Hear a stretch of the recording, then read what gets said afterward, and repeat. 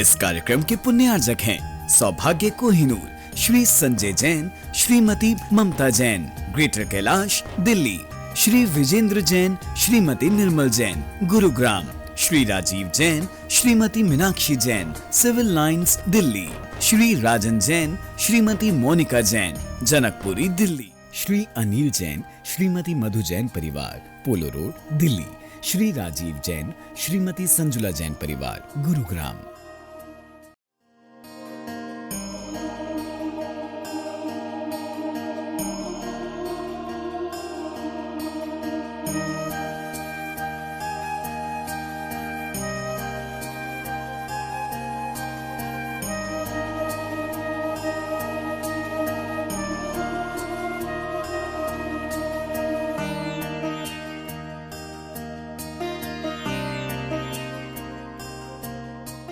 महानुभाव,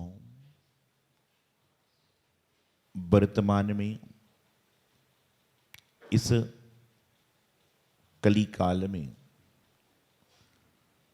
इस कलियुग में,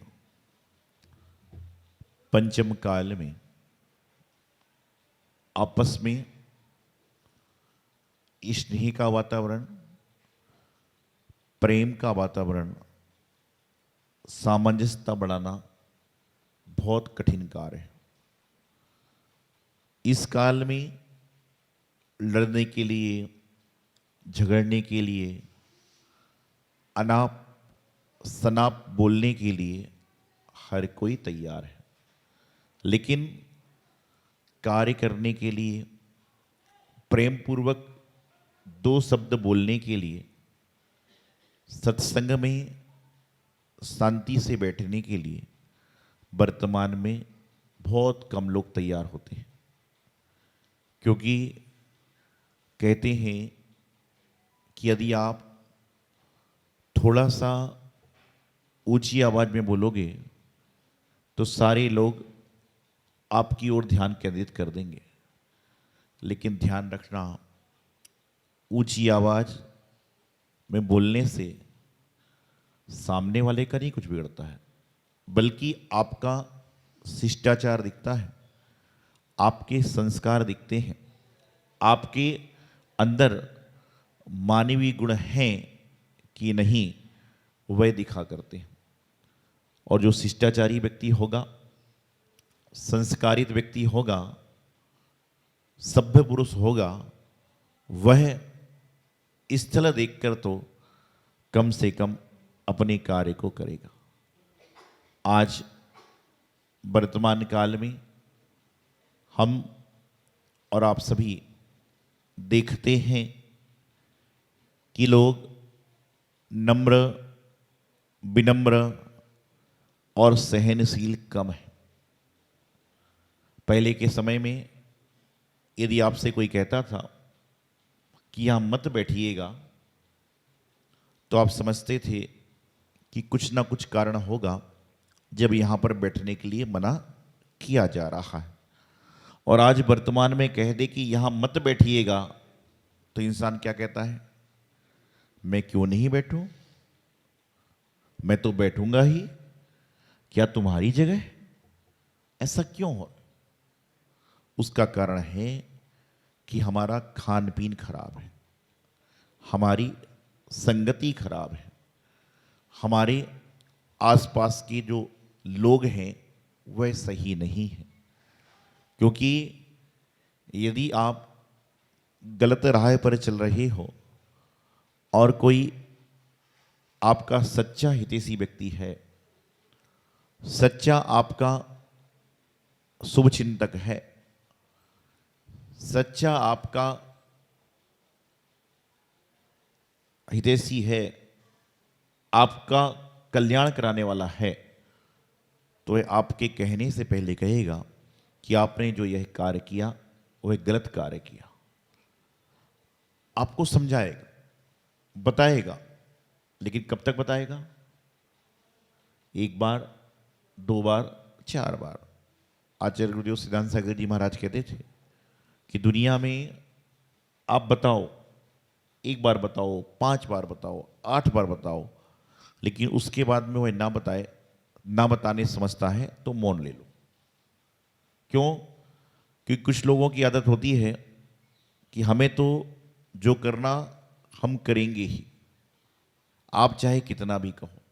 आपको संत कितना कहते हैं कि मंदिर में आइए, मंदिर में किस तरह से आइए, मंदिर में पूजा करें तो किस तरह से पूजा करें, मंदिर में बैठें तो किस तरह से बैठें।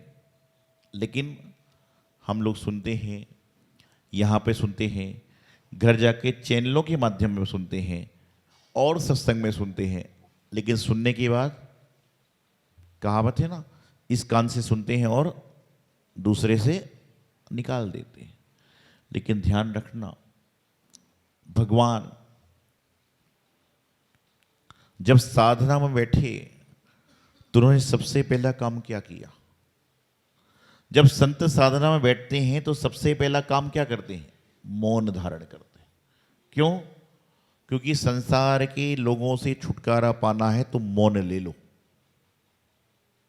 और जंगल में जाकर क्यों साधना करते थे? कि वहां पर ना कोई देखेगा, ना कुछ देखने में आएगा, ना सुनने में आएगा, बल्कि अपनी साधना करने में आएगा।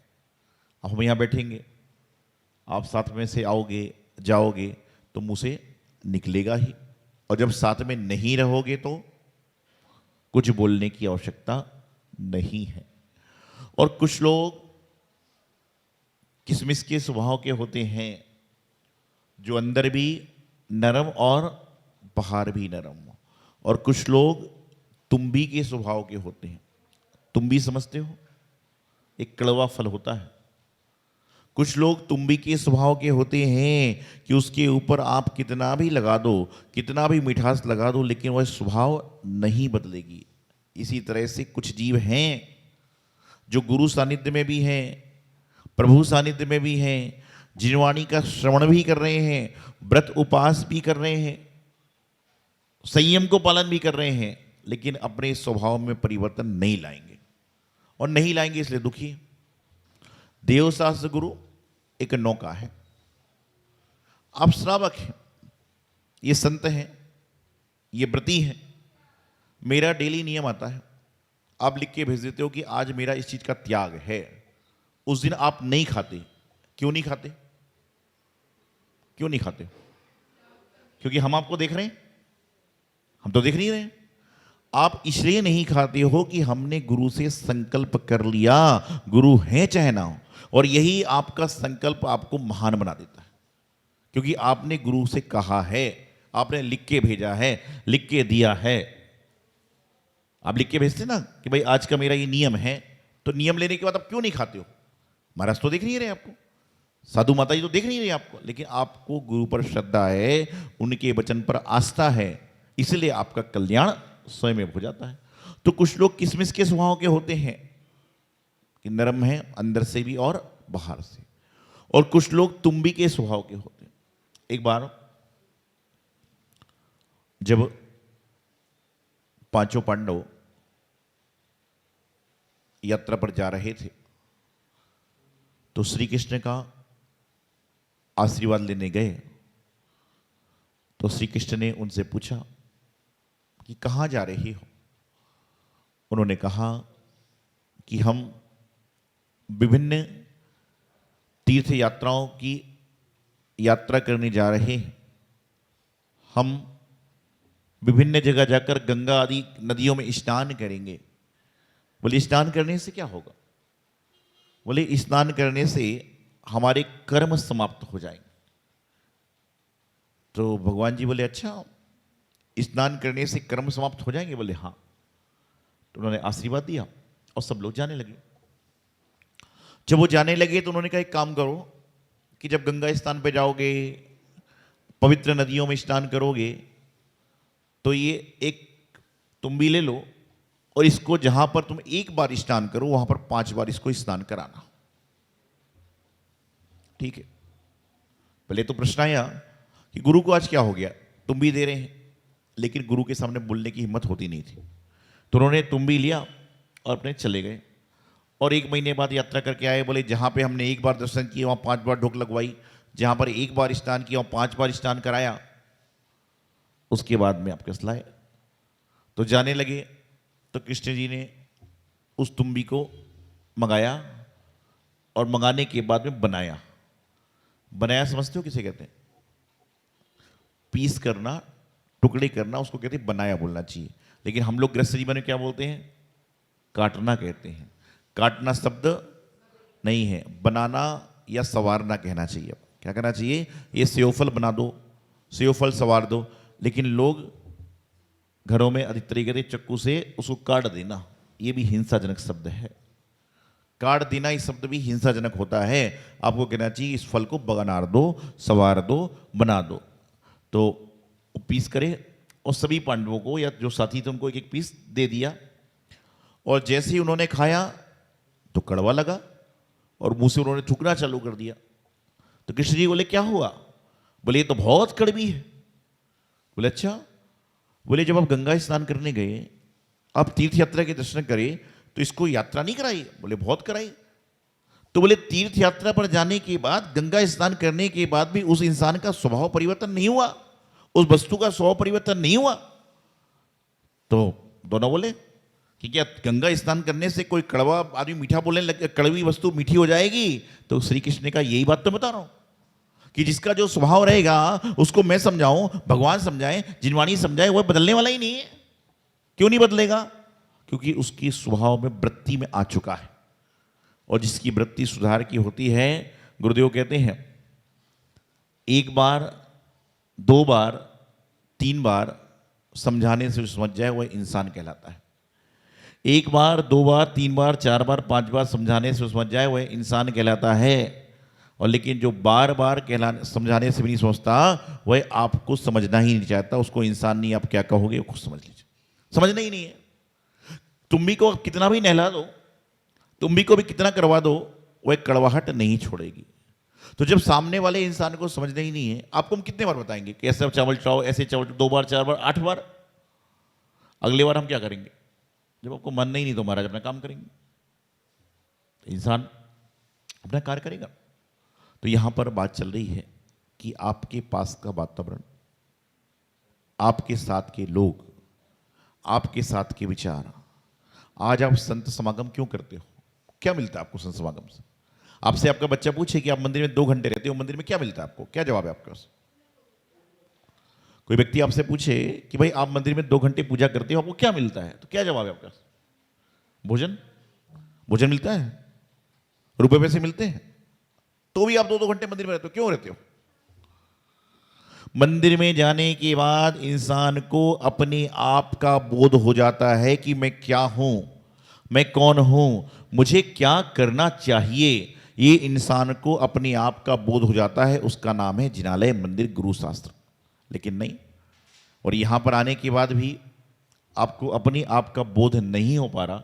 इसका मतलब मंदिर में तो हो, लेकिन बाहरी मन से हो, अंतरंग से नहीं हो, बहिरंग से हो। महाराज आ गए, अब आगे तो भाई आहार देना पड़ेगा, आगे तो आहार देना पड़ेगा। क्यों? हम नहीं देंगे तो आहार कौन देगा? ऐसा नहीं है, ये भ्रम है, ये आपकी गलत सोच है। आज तक जिस दिन आप समझ के चलना कि मंदिर में, जिनालय में कितने भी लोग कम हो जाएं, लेकिन जिनालय में कभी ऐसा दिन नहीं आएगा कि भगवान का कोई अभिषेक करने वाला ना हो। हो सकता है कभी 20 हैं, कभी 2 हो। ऐसा हो सकता है कि साधु महाराज आए, आहार को 2 देने वाले कम हो, 4 देने वाले हो, लेकिन कभी ऐसा नहीं होगा कि महाराज मुद्रा लेके निकले और कोई हे स्वामी नमोस्तु करने वाला ना हो। और जिस दिन ऐसा हो गया, उस दिन धर्म ही समाप्त हो जाएगा। इसलिए आप यदि भगवान की सेवा कर रहे हो, गुरु की सेवा कर रहे हो, जिनवाणी का पठन कर रहे हो, तो आप ये समझना कि मेरा भाग्य का उदय है जो मैं कर रहा हूं। देखिए बस सौभाग्य महाराज जी का चौमासा हुआ था, तो बच्चों को भी जानते हैं, हमको भी जानते हैं। नहीं जाएंगे तो क्या सोचेंगे? अरे क्या सोचेंगे? सोचना आपको है कि हमारे कर्म क्या सोचेंगे। महाराज को कुछ नहीं सोचना है। महाराज ने तो जब घर वालों को छोड़ दिया तो तुम क्या हो? तो मैं आपको बताना चाह रहा हूं कि आप अपने आप को देखिए, अपने आप को विचारिए, अपने बारे में सोचिए। आरती की थाल ले लिया आपने, ओम जय महावीर प्रभु, ऐसी आरती है ना, सब कर रहे हो। ओम जय पद्मावती देवी, सब कर रहे हो। लेकिन आरती की थाली में आरती करते समय किसी का धक्का लग गया, फिर क्या होगा? यदि किसी का धक्का लग गया गलती से, फिर देखो ऐसा लगता है कि आरती कब खत्म हो और मैं उस पर टूट पड़ूं। आरती से पुण्य नहीं मिलेगा।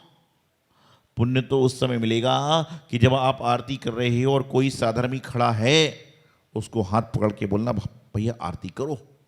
इससे भगवान नाराज नहीं होंगे बल्कि और प्रसन्न होंगे। हो सकता है कि आज आप चांदी का दीपक लेकर आरती कर रहे हो, भगवान की कृपा आपके ऊपर ऐसी होगी कि अगले दिन आप सोने का दीपक लाके आरती करोगे, क्योंकि भगवान दीपक नहीं देखते, वो प्रेम देखते हैं। और यदि प्रेम से आप आरती पूजा करोगे तो आपके जीवन का निश्चित रूप से कल्याण होगा। लेकिन बस यहाँ तो हम कर रहे हैं, चल रहे हैं, पूजन चल रही है, पूजन चलते चलते फोन आ गया, और जब फोन आया तो बाहर चले गए। इतने कोई व्यक्ति आया, उसने स्टूल लेके बैठ गया। फिर देखो क्या होगा, फिर कैसा होगा, क्या होगा पता ही नहीं चलेगा। इसलिए अपने आप में समता भाव लाइए, अपने आप में सौम्यता लाइए, सभ्यता लाइए, सभ्यता का वातावरण लाइए। आप इंसान हैं, जानवर नहीं है। जानवर भी एक बार डंडा पड़ने के बाद में, 2 बार डंडा पड़ने के बाद में उस गली में जाना छोड़ देता है। लेकिन हमारे साथ तो प्रतिपल हमें कर्मों की मार पड़ रही है। कर्म रूपी डंडे 24 घंटे हमें पड़ रहे हैं, लेकिन उसके बाद भी हम अपनी आदत को बदलते नहीं है। आप किसी जानवर को आप धुतकार दो, वो दोबारा नहीं आएगा। उसके अंदर जानवर के गुण तो हैं, लेकिन आप यदि इंसान हैं और इंसान होने के बाद में आपके अंदर इंसानियत के गुण नहीं है तो क्या है? आप में से कितने लोग जैनी हैं? जितने लोग यहां बैठे से कोई जैनी है? काटो, कोई भी नहीं, पता ही नहीं आप क्या हो। अब लोग क्वेश्चन में पड़ गए कि महाराज जी जैनी क्यों पूछ रहे हैं? कोई है क्या जैनी? आपको मालूम नहीं कि आप जैन हो?